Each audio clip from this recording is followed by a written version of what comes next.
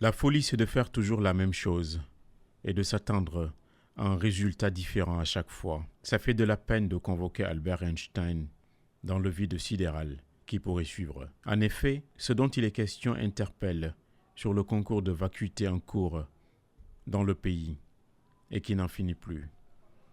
Nos yeux sont fatigués des spectacles affligeants. Les oreilles n'en peuvent plus de la cacophonie survoltée.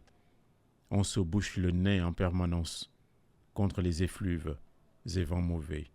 Les cœurs sont à marée basse. L'aigreur est partout. Ce qu'on a vu en Casamance en termes de violence, de ressentiment et de passion toxique nous horripile. Nous en sommes lassés. Mais à quoi ça rime, tous ces actes de folie? C'est la preuve supplémentaire que la classe politique en règle générale est complètement hors sol. Pire, elle n'est plus en capacité de transformer le réel fait de souffrance et d'indigence pour de nombreux Sénégalais. Les paroles ne sont plus jolies, les actes sont laids, si moches qu'on se demande parfois si les professionnels de la bouillie politique ont une once d'amour pour la patrie. Martyrisée par un vieux conflit de 40 ans, la Casamance se met toujours à panser ses blessures. Elle n'a besoin ni d'enchères, ni de manipulation, encore moins de médiocrité. Elle attend qu'on y déverse de grands projets. Son avenir, c'est l'union sacrée. Doudou Ka, autant qu'Ousmane Sonko, ont manqué de retenue, pour ne pas dire de culture. Perclus de lacunes dans ce contexte-là, nous les mettons dos à dos.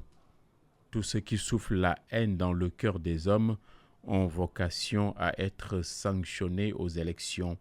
Je ne voterai pas pour les outranciers, non plus pour les excessifs. Tout ce qui est excessif est insignifiant. Que signifie, que veulent dire aujourd'hui au Sénégal les valeurs civiques au moment où reprennent les enseignements apprentissages? Le président de la République disait en mars dernier qu'il fallait les revitaliser. Il y a eu réitération de sa part à Dubaï, où le Sénégal bat des records de représentation à l'Expo universelle. On va attendre la facture. Les chemins de l'enfer sont pavés de bonnes intentions. Il en faut de la baraka et du courage pour reprogrammer le peuple. Ce qu'on voit dans les écoles malgré les plates excuses, le climat d'anarchie dans les rues, les quartiers et dans l'espace public, c'est aussi inquiétant que désespérant. Dakar remporte la palme du désordre organisé. Les 19 communes d'arrondissement ainsi que la mairie de ville ne sont même plus aptes à désensabler les artères. Il n'y a plus de clairvoyance. C'est la fin de l'urbanité exquise. La politesse a trépassé. Il faut peut-être envisager un ministère de l'émerveillement pour qu'on ouvre enfin les yeux sur les dégâts monstrueux générés par le sommeil de la raison.